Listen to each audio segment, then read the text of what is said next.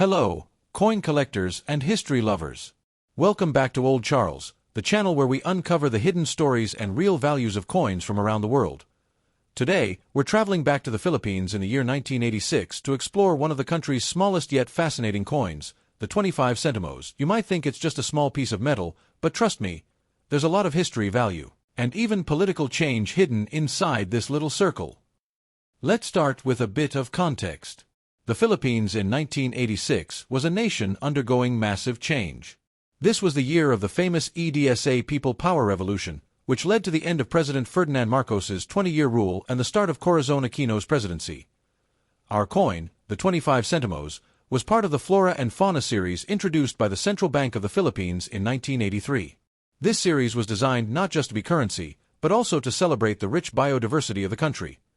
The 1986 25 centimos specifically features the pygmy goby fish, *Pandaka pygmea*, which is one of the smallest fish in the world, fitting for a small value coin. The obverse shows the national seal and the words Republica ng Pilipinas, along with the year 1986, while the reverse proudly displays the fish and the coin's denomination. The 1986 25 centimos was minted in aluminum, making it extremely lightweight, just 1.9 grams, and with a diameter of 17 millimeters. Because of its aluminum composition, it's prone to scratches, bending, and oxidation over time. This coin had a plain edge and was produced in large quantities for everyday transactions, especially in small markets and sari-sari stores. In the 1980s, 25 centimos still had decent buying power. You could get a small piece of candy, part of a jeepney fare, or even a few pieces of vegetables in the local market. However, over the decades, inflation reduced its value drastically, and by the late 1990s, it was barely used in everyday trade. Many people simply left them in drawers or piggy banks, which is why finding circulated examples today is common. Now let's talk about the exciting part, the value. Because the 1986 25 centimos was minted in large numbers, circulated coins are generally very common. However, collectors often look for coins in uncirculated or brilliant uncirculated (BU) condition, since aluminum coins tend to wear quickly. Here's an approximate price guide as of today. Heavily circulated, worn, **, around Cuban peso 2 to 5 Cuban pesos PHP, about $0.05 USD, lightly circulated **, around Cuban peso 8 to 12 Cuban pesos PHP, about $0.15 to $0.20 USD, uncirculated, mint state, **, can reach Cuban peso 20 to 40 Cuban pesos PHP, about $0.35 to $0.70 USD, brilliant uncirculated / proof **, rare, and may fetch Cuban peso 50 plus PHP, over $1 USD, depending on collector demand. If you have one in perfect shape with no scratches or oxidation, it's worth holding on to, not because it will make you rich overnight, but because well-preserved aluminum coins from this era are getting harder to find. The value of your coin will depend on several key factors. 1. Wear and tear. Aluminum wears fast, so look for sharp details on the fish and lettering. 2. Surface quality. Any white spots, oxidation, or pitting will lower value. 3. Strike quality. Some coins were weakly struck at the mint, making details faint. 4. Storage. Aluminum coins kept in a dry, airtight holder retain their shine much longer. Collectors especially prize coins with their original mint luster intact. Did you know? The fish featured on the coin, the pygmy goby, measures only about 1 centimeter in length when fully grown. In fact, for a time it was considered the smallest vertebrate in the world.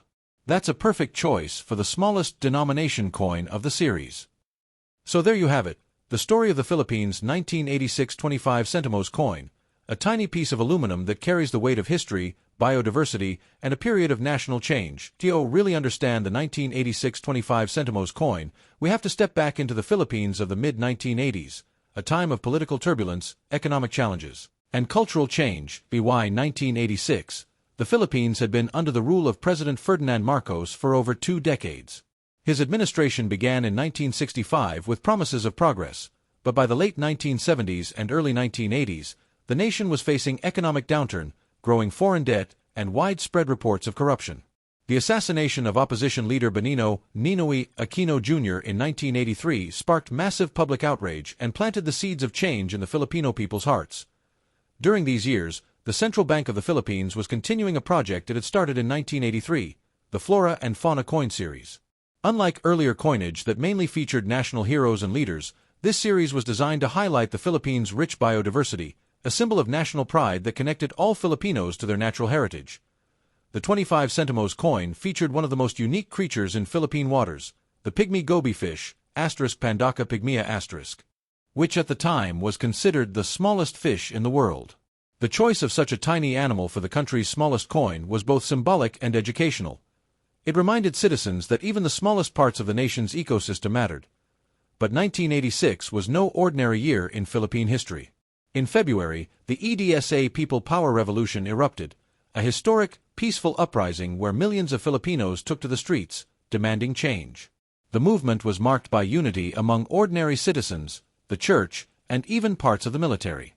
By the end of February, Ferdinand Marcos had fled the country, and Corazon Aquino, widow of Ninoy Aquino, became the first female president of the Philippines. This was a turning point not just politically, but economically as well. The new government sought to stabilize the nation's finances, and coinage continued to circulate unchanged in the early transition period. That means the 1986 25 Sentimos is particularly interesting.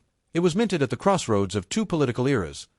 Even though the coin design remained the same as the previous years of the Flora and Fauna series, collectors today see the 1986 mintage as a historic marker, a tiny artifact from the year the Filipino people reclaimed their democracy, the time. The coin still had real purchasing power.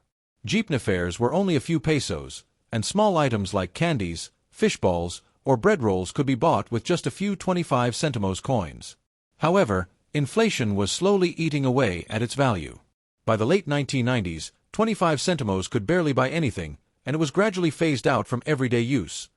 Today, the coin's historical significance lies not in its monetary value, but in its connection to a pivotal year in Philippine history, 1986, a year of peaceful revolution, a change in leadership, and a reminder of the nation's unity in the face of adversity.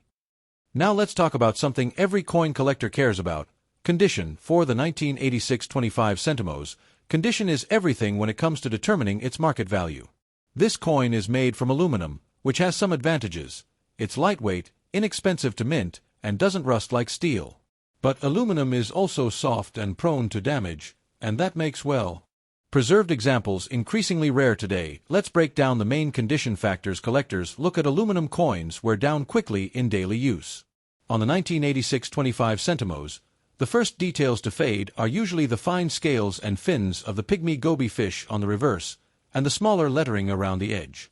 Heavy wear can make the fish look flat or almost unrecognizable, while the date on the obverse may become faint. Because aluminum is soft, even a short time in pockets or purses with keys and other coins can cause dents, scratches, or bag marks. These marks catch the light and can ruin the smooth reflective surface that collectors prize in higher grades. Aluminum doesn't turn green like copper or brown like bronze, but it can develop a dull gray or chalky white oxidation layer over time, especially if stored in humid environments. This oxidation is not only unattractive, but once it sets in, it's almost impossible to remove without damaging the coin further. Not all coins leave the mint in perfect condition. Some 1986 issues suffer from weak strikes, where certain details, like the fish's fins or the small letters in Republica ng Pilipinas, are not sharply defined. A weak strike isn't the same as wear, but it still affects the coin's visual appeal and value. Mint luster is the original sheen or shine from the coin's first strike. Aluminum coins can have a soft, almost satin-like shine when new, but this luster fades very quickly with handling. Coins that still have full luster are often from uncirculated rolls or proof sets, and these are far more desirable to collectors. Many people make the mistake of trying to shine up their coins by rubbing them with abrasive materials or chemicals on aluminum. This leaves permanent hairline scratches and dull spots. Collectors strongly prefer coins that have never been cleaned, even if they have minor discoloration, over cleaned examples with shiny but damaged surfaces. Fine, F***, most fish details visible, moderate wear, no major dents. Very fine, VF**, light wear on high points, strong fish details, clear date. Extremely fine, EF/XF*, very minor wear. Nearly full details, some mint luster left about uncirculated, AU*, almost no wear, strong shine, just tiny contact marks. Mint state, MS*, No wear at all, sharp strike, full luster, exactly as it left the mint. Keep aluminum coins in a dry, cool place to avoid oxidation. Use acid-free coin flips, capsules, or airtight holders. Avoid touching the surface with bare fingers. Skin oils can discolor the metal over time. If possible, store coins with small silica gel packs to control humidity. When you're looking at your 1986 25 Sentimos, remember this: its value isn't just about the year or the design. A coin that's bright, sharp, and untouched by time will always stand out from the crowd. In fact, with aluminum coins, perfect condition is far rarer than most people realize, because they were made for spending, not for collecting. And that's what makes high-grade examples truly special.